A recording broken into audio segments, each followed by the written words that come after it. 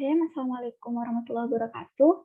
Perkenalkan, nama saya Syafika Zayani Waleratu dari kelas 2G Pendidikan Bahasa Inggris dengan nomor induk mahasiswa E1D020208. Jadi pada kesempatan kali ini saya akan menjelaskan tentang materi pendidikan agama Islam yang telah kami pelajari di semester 2. Jadi pokok pembahasan kita pada kali ini yang pertama ada aspek-aspek agama, yang kedua karakteristik agama Islam, yang ketiga esensi pokok ajaran Islam, agama Islam, yang keempat sumber hukum Islam, dan yang kelima hal-hal yang diharamkan dalam Quran surah Al-Maidah ayat 3, dan yang terakhir saya akan membacakan hadis arba'in ketiga. Jadi kita beralih ke materi selanjutnya, yaitu aspek-aspek agama. Jadi aspek agama terbagi menjadi 4. Yang pertama, aspek ritual, moral, dan sosial. Jadi aspek ritual merupakan ajaran tentang doktrin-doktrin ketuhanan yang harus diyakini. Lalu aspek ritual merupakan ajaran tentang tata cara berhubungan dengan Tuhan untuk minta perlindungan atau untuk menunjukkan kesetiaan kita sebagai hamba. Lalu yang ketiga ada aspek moral. Jadi aspek moral merupakan ajaran tentang aturan berperilaku dan bertindak yang benar dan baik bagi individu dalam kehidupan.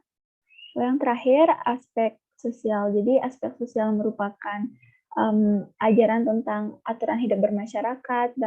Jadi dalam keempat aspek ini tiap-tiap agama memiliki penekanan yang berbeda-beda. Seperti itu. Oke, jadi kita beralih ke materi selanjutnya, yaitu karakteristik agama Islam yang tidak memberatkan pengikutnya. Salah satu contohnya yang akan saya bahas di sini, yaitu kan kita sebagai manusia yang sudah balik dan masih berakal sehat, kita itu diwajibkan untuk tetap melaksanakan sholat. Jadi jika kita sedang sakit dan kita tidak mampu berdiri, maka kita boleh sholat dengan cara duduk. Namun, jika kita masih tidak bisa duduk juga, maka kita bisa sholat dengan cara berbaring. Lalu, jika kita mengalami sakit keras dan dalam keadaan berbaring pun kita tidak bisa melaksanakan sholat, maka kita bisa melaksanakan sholat dengan memikirkan sholat tersebut dan berada dalam hati kita. Jadi itulah contoh dari mudahnya agama Islam dan tidak memberatkan pengikutnya. Kita beralih ke materi selanjutnya, jadi terdapat 3 esensi pokok dasar atau dasar ajaran agama Islam. Yang pertama ada akidah, syariah, dan akhlak. Jadi akidah itu merupakan ajaran yang paling dasar dan pokok dalam agama Islam. Jadi salah satunya adalah tauhid. Jadi dalam konsep Islam, tauhid itu adalah konsep dalam akidah Islam yang menyatakan keesaan Allah. Islam itu mengajarkan bahwa Allah itu satu atau esa, tidak dari segi bilangan, melainkan dari segi bahwa Allah tidak mempunyai sekutu dan yang serupa. Jadi Allah itu satu dari segi zatnya dengan makna bahwa tidak ada zat yang serupa dengan Allah. Lalu yang kedua adalah ada syariah. Jadi syariah ini merupakan aturan atau undang-undang yang diturunkan Allah untuk mengatur hubungan manusia dengan Tuhannya, dengan sesama manusia dan alam semesta. Jadi syariah itu terbagi menjadi 2, yaitu ibadah dan muamalah. Jadi ibadah itu merupakan hubungan manusia dengan Tuhan, contohnya bersyahadat, sholat, zakat, puasa, haji, dan lain-lain. Lalu muamalah itu merupakan perbuatan dalam kehidupan bermasyarakat seperti pernikahan, perniagaan, hukuman pelanggaran, politik, dan peperangan. Lalu yang terakhir ada akhlak. Jadi akhlak itu merupakan tingkah laku seseorang yang didorong oleh suatu keinginan secara mendasar untuk melakukan sesuatu perbuatan. Jadi jika perilaku yang ditimbulkan itu bersifat baik, maka itu disebut dengan akhlak yang baik. Lalu sedangkan jika perilaku yang ditimbulkan itu jelek, maka itu disebut dengan akhlak yang buruk. Seperti itu. Oke, kita beralih ke materi selanjutnya, yaitu sumber hukum Islam.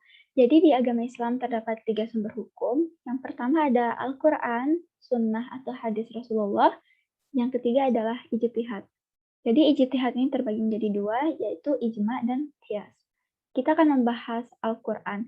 Jadi Al-Quran itu merupakan firman Allah Subhanahu wa Ta'ala yang diturunkan kepada Rasulullah untuk seluruh umat manusia. Jadi dalam sejarah kehidupan Rasulullah, Al-Quran ini turun secara bertahap. dan setiap ayat yang turun selalu disertai dengan asbabun nuzul.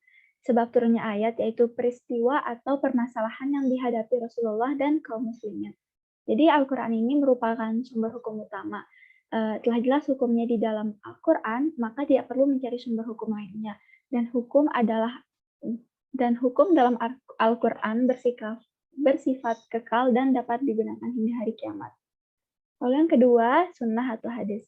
Jadi sunnah itu adalah segala perkataan, perbuatan, persetujuan, dan cara berpikir Rasulullah SAW yang diriwayatkan oleh para sahabat, tabi'in, tabi'ut tabi'in, hingga para ulama hadis yang tujuh yang dapat dipertanggungjawabkan kebenarannya. Jadi hadis ini digunakan untuk mencari keterangan lebih lanjut dari ayat-ayat Al-Quran yang bersifat umum. Jadi ini untuk melengkapi atau menjelaskan maksud dari Allah. Jadi hadis ini ada yang merupakan kalam Rasul, ada juga yang merupakan kalam Allah lewat Rasul atau disebut dengan hadis qudsi. Lalu yang terakhir ada ijtihad. Jadi ijtihad ulama itu yaitu cara ulama ahli fikih dalam memahami Al-Quran dan hadis. Jadi ijtihad dibagi menjadi dua yaitu ijma' dan qiyas. Jadi ijma' adalah sebuah kesepakatan ulama mengenai suatu perkara bila tidak ditemukan hukumnya yang jelas dalam Al-Quran dan hadis. Lalu qiyas yaitu penentuan suatu hukum yang belum ada ketentuan hukumnya baik dari Al-Quran, hadis maupun ijma' dengan cara membandingkan atau mengibaratkan dengan suatu hukum yang telah ada yang ada persamaan di dalamnya. Seperti itu. Oke, jadi kita beras ke materi selanjutnya. Hal-hal yang diharamkan dalam Quran Surah Al-Ma'idah ayat 3. Yang pertama, memakan bangkai, memakan darah, daging babi, daging hewan yang disembelih atas nama selain Allah, hewan yang tercekik, yang terpukul, yang terjatuh, yang diterkam binatang buas, yang disembelih untuk berhala, dan yang terakhir mengunyah nasib dengan anak panah. Oke, jadi saya akan membacakan hadis arba'in ketiga. An Abi Abdurrahman Abdullah bin Umar bin Al-Khattab radhiyallahu anhuma qala Sami'tu Rasulullah sallallahu alaihi wasallam yaqul bunyal Islamu ala khams syahadati an la ilaha illallah wa anna Muhammadar Rasulullah wa iqamis salati wa ita'iz zakati wa hajjil baiti wa shaumi Ramadan. Yang artinya dari Abdurrahman Abdullah bin Umar bin Al-Khattab radhiyallahu anhum, ia berkata bahwa ia mendengar Rasulullah Shallallahu alaihi wasallam bersabda, Islam dibangun di atas 5 perkara, bersaksi bahwa tiada yang berhak disembah melainkan Allah, dan bersaksi bahwa Muhammad adalah hamba dan utusan Allah, menunaikan sholat, menunaikan zakat, menunaikan haji ke Baitullah, dan berpuasa Ramadan. Hadis riwayat Bukhari dan Muslim, nomor 8 dan nomor 16. Oke. Mungkin hanya ini yang dapat saya sampaikan. Kurang lebihnya saya mohon maaf. Semoga apa yang saya sampaikan dapat bermanfaat bagi kita semua. Jazakumullah khair. Wassalamualaikum warahmatullahi wabarakatuh.